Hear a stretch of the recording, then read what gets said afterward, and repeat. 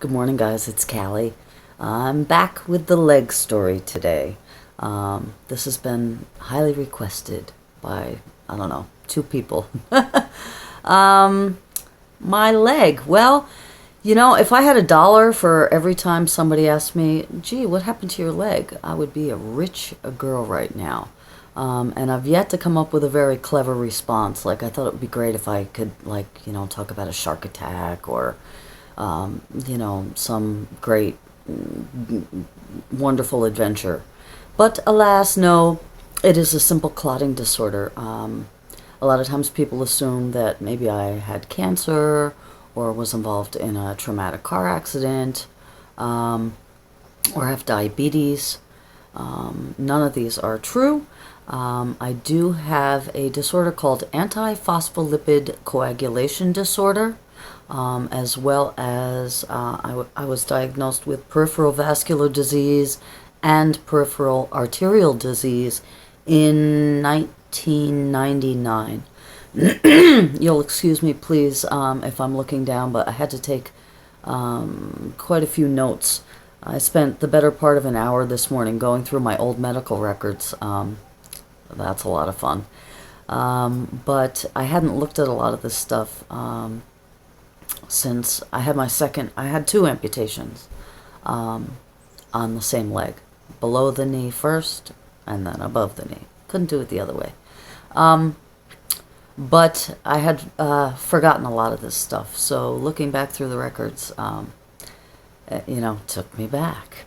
But anyway, so I took some notes. I saw a great t-shirt one time that said, "Leg Story, $25. Imagine, I know everybody's curious about it. I would be curious about it too. If I saw a one-legged girl bopping down the street, I'd be checking it out, Little kids are the best because they have no shame. They're totally curious about it, depending on the age. The younger they are, like 2 and below, it freaks them out. They get scared. They don't want to approach me. They know something's weird. A little bit older than that, and they're just so curious about it, which is great.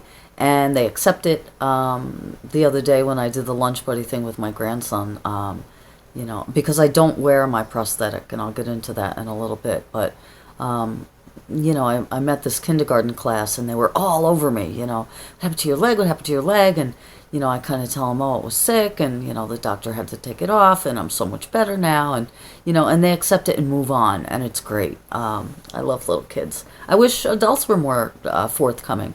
Some people are. Some people use it as a conversation starter. I'm never offended by it. Like I said, I would be curious too. The story is boring, but I guess it's interesting, something that makes me unique for sure. And I wouldn't change it, frankly, right now. I definitely have learned, I believe, like I've said before, that everything happens for a reason. And I am definitely a much better person now. And the experiences that I've had and the people that I've met, the way that I interact with people now, I've been shown more kindness and love than I believe I ever would have been shown. Who knows? But it's forced me to slow down, literally, in my life, and to count my blessings every day. And, I'm so blessed. I have a leg. Some people don't have any. Some people have no arms. I have 2 strong arms. So it twists your perspective, and I'm thankful again that it happened. I have no regrets. Does it suck? Most of the time. I'm not hopping around going, oh, my life is great, I love having no leg. No, it's a pain in the ass. I use a wheelchair at home. I have to use crutches out in the world. Have to modify my clothing. I wear 1 shoe. Good, I have to buy 2. That would be great. If anybody knows of a place or any other amputees out there who want to swap woman size 7, I have, a box in my closet full of brand new left shoes. So there's unique challenges. I can't shower. So the things I miss the most are showering standing up without having to hang on to something. Skipping, You know, just, I don't know. It's a miracle that you can walk. So if you can walk, it's a miracle, and count your blessings. So enough of that. I'm going to kind of go into the history. And again, if this video goes on, I could talk. Boy, I've noticed it's already 5 minutes and I'm into it. And I haven't even started yet. So I might just kind of give you the rundown right now. I have my prosthetic with me, next to me right now. I had put it on initially this morning for the first time in 6 years for this video. And I thought, you know what? After, you know, reading all my stuff, yeah, and I wore it for about an hour this morning, and I realized again why I don't like wearing it, and I'll get into that again, but I do have it next to me, and I will share it with you. And this is my second leg, actually. My first leg was purple, but I do have purple toenails, and I'll show you more. You know, it's state-of-the-art technology here, folks. This was an $8,000 leg. I could drive it if it had an engine. Anyway, so, all right, I lost my leg. I didn't lose it. They took it off. I never lost it. If you find it laying around, it's probably in really bad shape by now. But I'm going to give you the timeline. I basically... oh, and I also want to make note that both my mother and my sister, sorry girls, have clotting disorders as well. Although neither of them have had amputations, they've had significant vascular issues in the past. So it runs in the family. Also, full disclosure, I've started smoking cigarettes when I was about 12 years old. Sorry, Mom. And was a full-time smoker definitely by the time I was 14, 15, pack a day smoker. Up until 7 years ago. It will be 8 years for me in February of this year that I was finally able to quit smoking cigarettes. I continued to smoke even after my amputation, if you can believe that. Craziness. It just shows you the power of addiction. But I was finally able to break free. But my point is that in addition to the blood clotting disorder, the years of cigarette smoking and poor, crappy diet, and basically just treating my body like crap. Lots of partying, not, you know, standard American diet. Like I said, I drank heavily for probably 10 years. I no longer drink alcohol. Just all of these things exacerbated my underlying vascular condition. So, please excuse me. In approximately 1997, I started noticing symptoms. It was very sudden. I literally can remember the morning I woke up and I thought I might have had a TIA, a mini stroke or something, because both of my legs from the hips down felt like they were asleep. And I remember that whole day trying to shake it off, just like if I could just wake up my legs. They felt very heavy, both of them.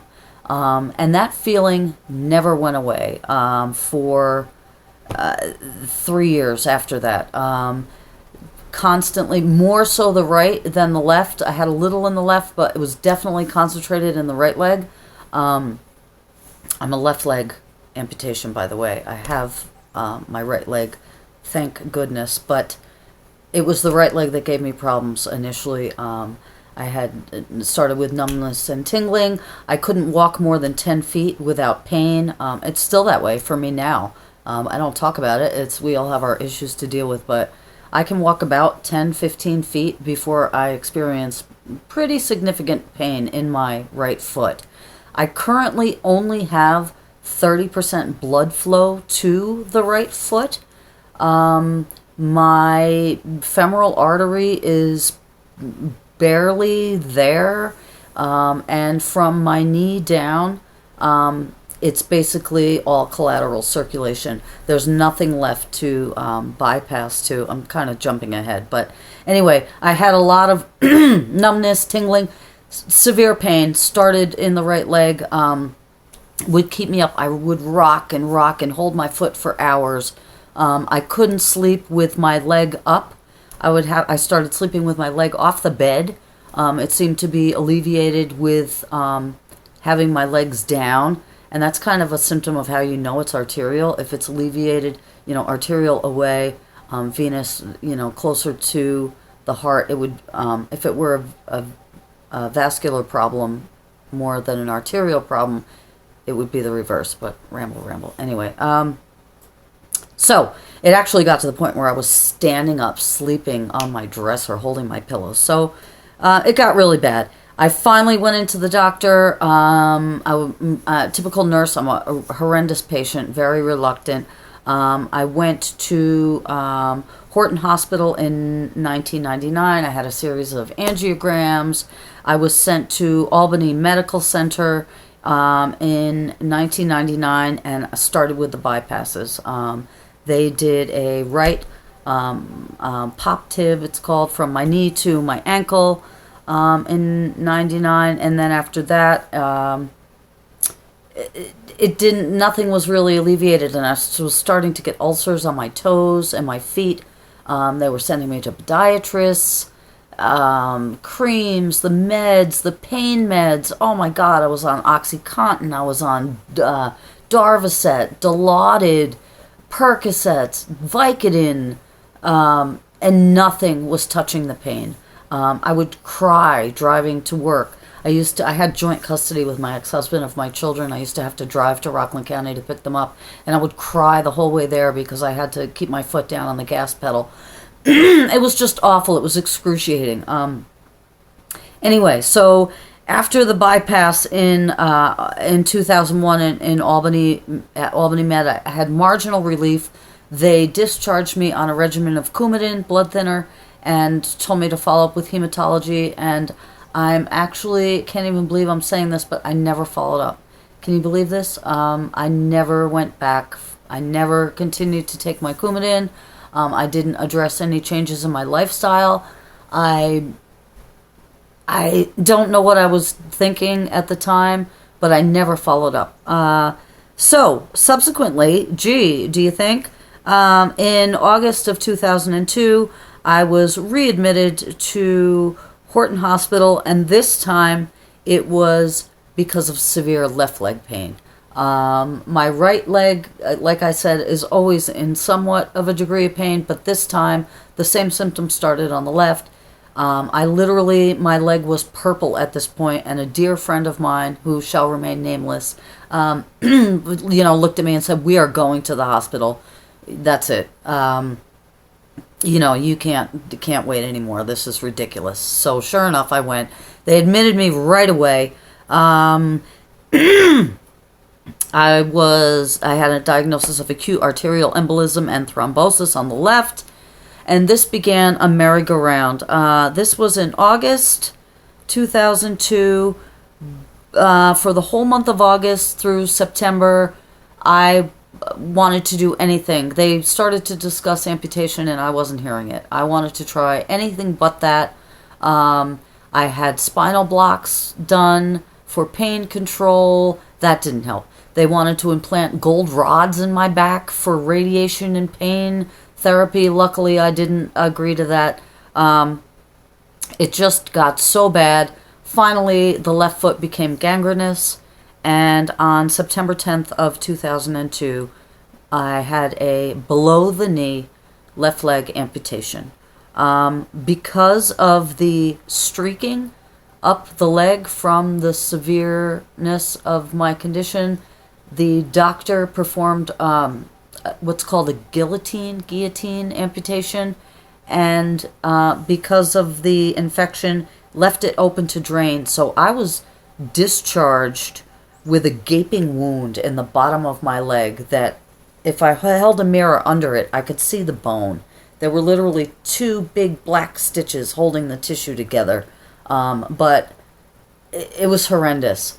When I was discharged, I was floridly psychotic. I hadn't slept in days, probably weeks. I was on many pain meds. I was actively hallucinating. I definitely know what it's like. I've experienced madness during this time. Medication-induced, sleeplessness-induced, infection-induced, fever-induced. I was a mess. And I remember pleading to go home and pleading to be discharged.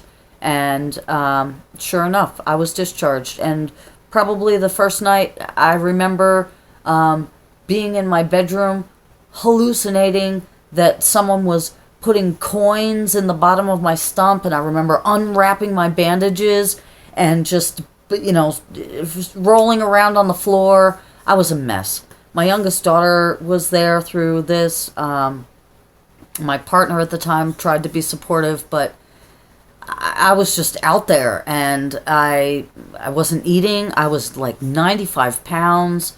It was a mess. We kept trying to get up and walk. You couldn't reason with me. It was just awful. So I subsequently developed an infection. And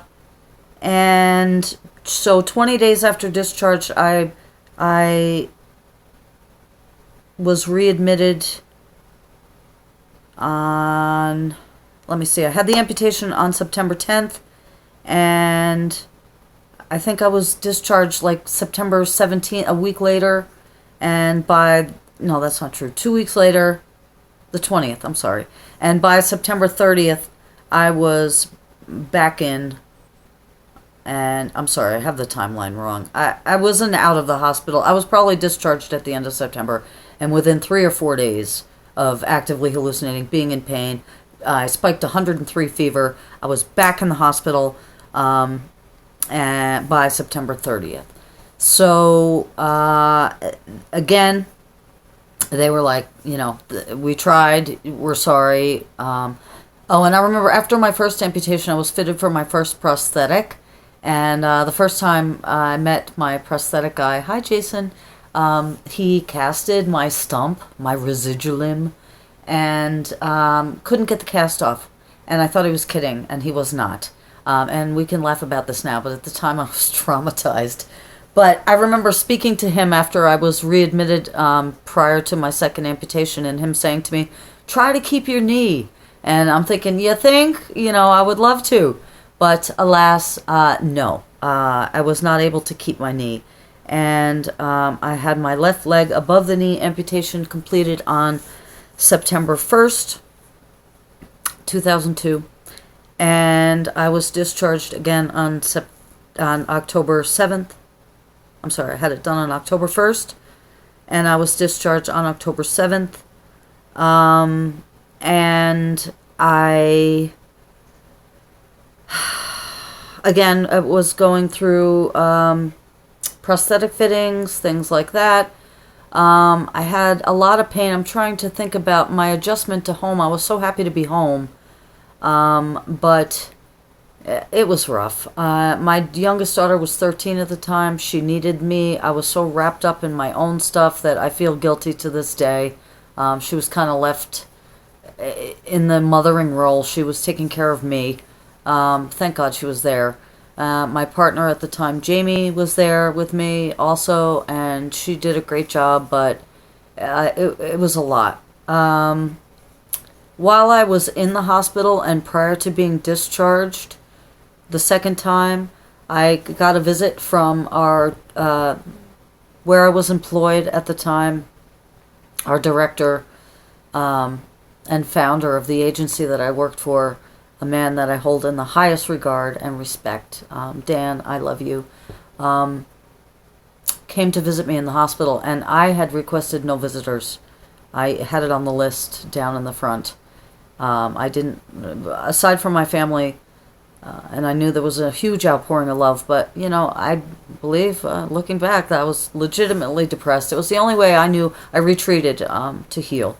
But he was having none of that, and he came to see me before I was discharged, and he came up to my hospital room, and I remember, I'll never forget this, his light preceded him through the doorway.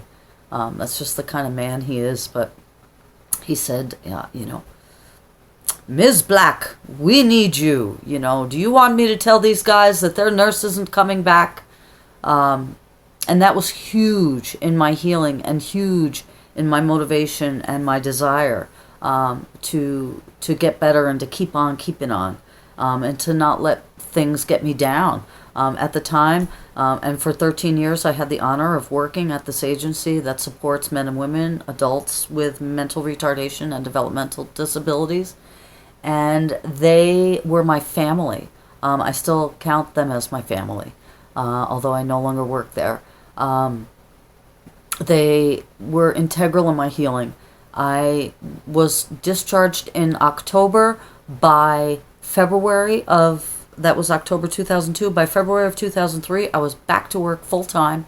I had my prosthetic leg, although I used a walker and a wheelchair, both at work. It was very convenient that I worked at an agency that was already handicap accessible, so that wasn't an issue. And I slid right back into my old role with a lot of help from the staff. And my coworkers, and I could thank a million people. I also, prior to coming back, the employees of this agency had donated hours and hours of sick time so that I could remain out and still get paid.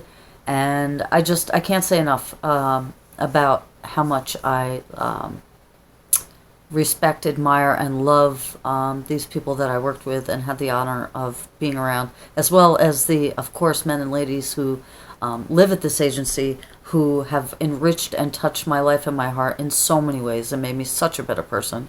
I was just welcomed home like nothing had ever happened. Again, I think I became more of a person, not less, when I lost my leg.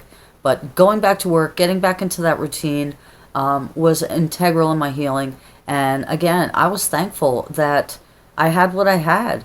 It could be so much worse. I worked with individuals who had cerebral palsy who, it took them an hour to put on their sock in the morning, and that was a victory. And I'm so blessed. I'd say, if I get up in the morning and I can open my eyes and look around and wipe my own butt every day and feed myself, I'm ahead of a lot of people in the world, and I'm so thankful and I'm so grateful.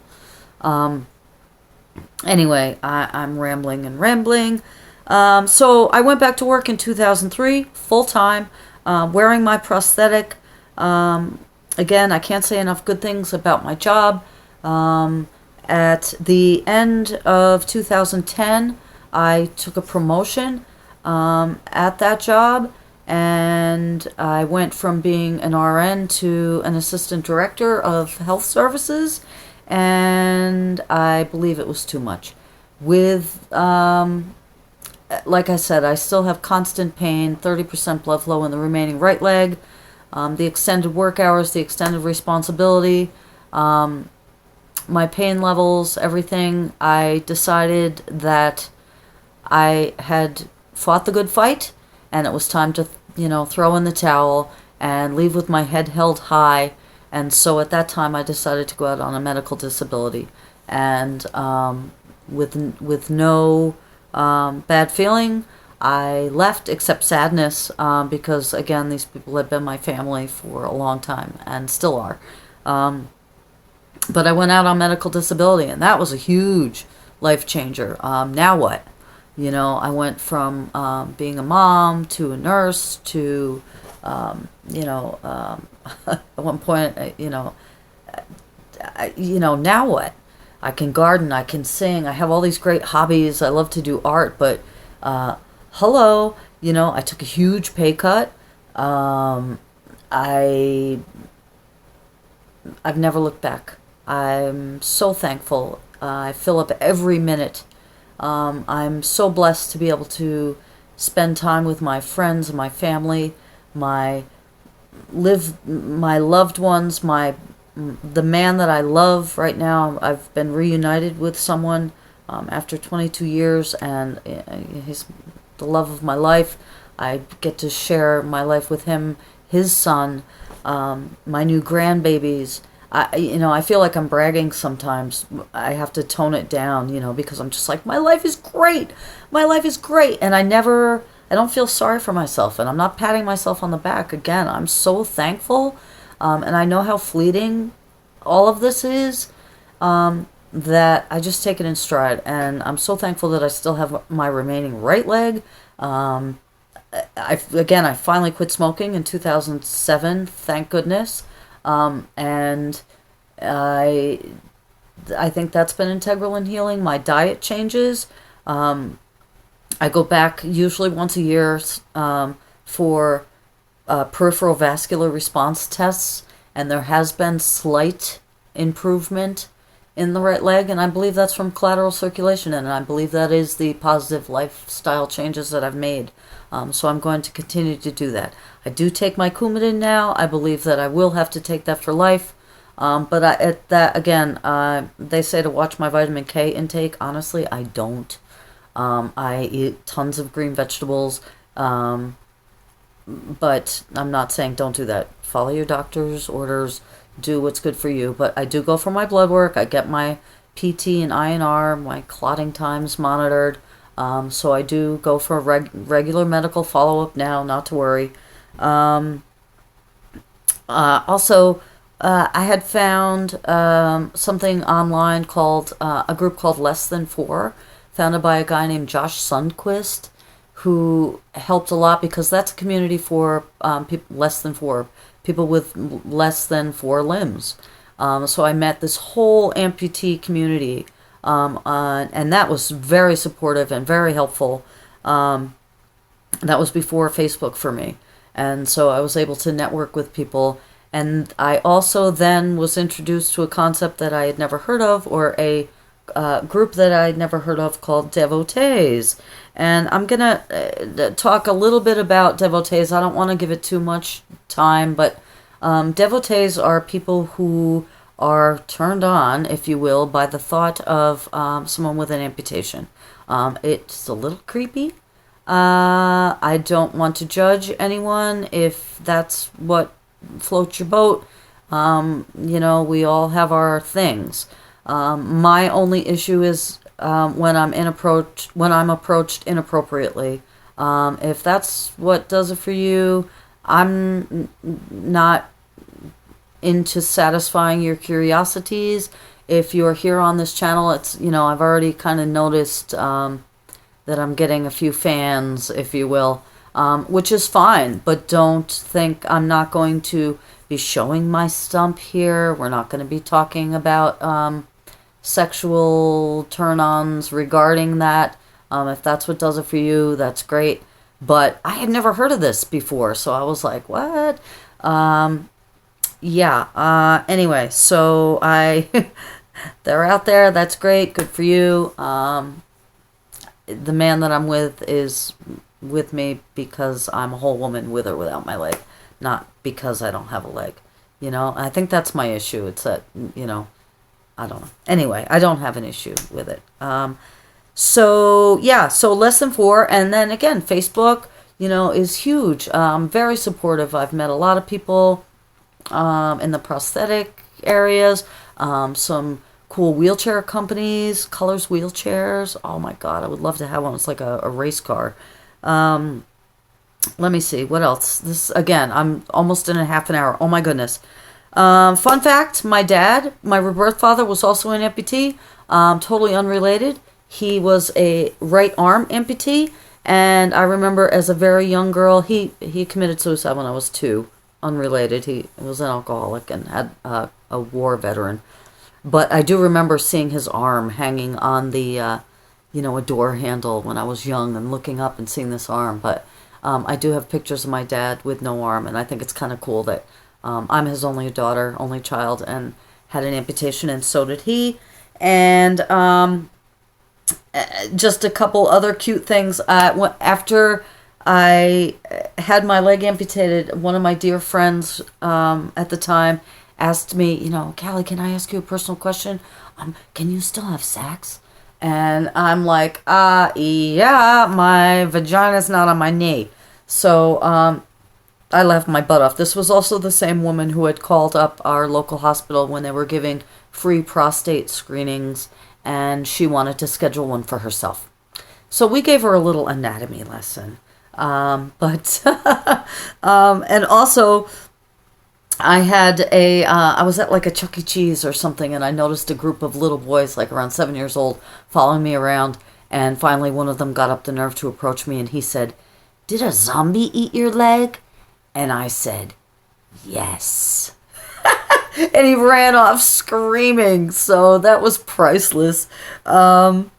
And I've also had a couple weird, a couple weeks ago at the auction, I had a gentleman come up to me and want to talk about how I should wear my prosthetic, and he likes women with legs.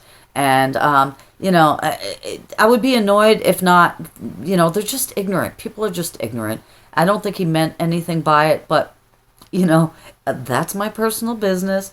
But anyway, so I've talked enough. Again, I'm going to show you quickly. I have debated in the future if they come out with a leg that's more comfortable. I would be willing to wear a prosthetic, but I wore my prosthetic for about 6 years, full time. Super uncomfortable. If I had a knee, it would be different. I'd be able to slip into my leg and be off and running. But the fact that it's above the knee, it's bulky. It gets too comfortable, too familiar with me, if you will. I've fallen with it on, and I've caused more damage to myself, hurting and bruising myself because it's so rigid at the top. I'll show you again. I'll go kind of slow, but this is the top. This is the whole thigh. My stump is very short. It's only maybe 6 inches from my hip. So there's not a lot to grab onto. So they had to make a large thigh. And there's an opening at the top that I would fit my residuum in. And this is the thigh. Here's my knee, which is, already it's outdated. This leg is about 4 years old, and at the time it was state of the art. But now I know they have much more. Also, when I left my job, I left my great insurance, and God bless America. In this country, you're pretty much shit out of luck. So I do have Medicare now, but this is my second leg. My first leg, I wish I kept. I donated back to my prosthetic agency, but that one had a very cool batik top. They're able to funk these up. You can get them all tattooed and everything, but I had a purple batik scarf that my sister of the moon, Donathan, gave to me. I had put in the top, and the bottom, of course, was purple. I tried to get this purple, and they only had this maroon. I've thought about painting it, but I do have a foot with, and my other leg too, I had a toe ring on my toe here. But you can get a calf. I wanted, look, I have a fake leg. I wanted, there's no hiding it. I'm not going to pretend I don't. So anyway, this is my leg. And to put it on, there's also a little button here, which is like a release button. To put it on, I have this thing, which is like a giant condom almost, and there's a screw in the bottom of that. And this you actually roll onto your stump, like I said, just like, a condom. And so I will put this on my stump, and then there's a sock that goes over it. And there's a hole in the bottom. Dear Liza, dear Liza. And there's a screw right there.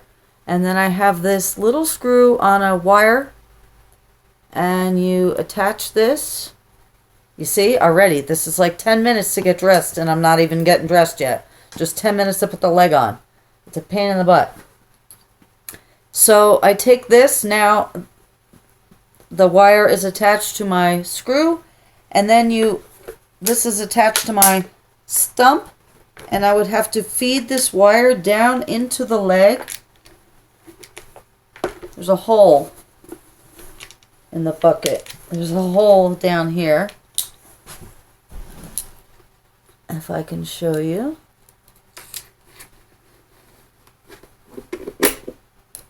Okay, and you pull and it locks. And then I have this little metal thing that attaches to the bottom of this wire. And I can pull it through. And you hear that? And then you just unscrew this wire. Okay, and then I'm off and running. Except I'm not. And it slows me down, if anything. I'm much faster on my crutches, and it's much more comfortable. I'm free as a bird. So, I've rambled long enough. There's a red light flashing. I don't know what that means. Maybe my video cut off. But I'm going to cut it off now. I hope you enjoyed this. If you have any questions, please leave them below. Again, I apologize for the length of this. I didn't want to split it up, and I wanted to get it over with. So, I hope you guys are having a great day, and I'll talk to you soon.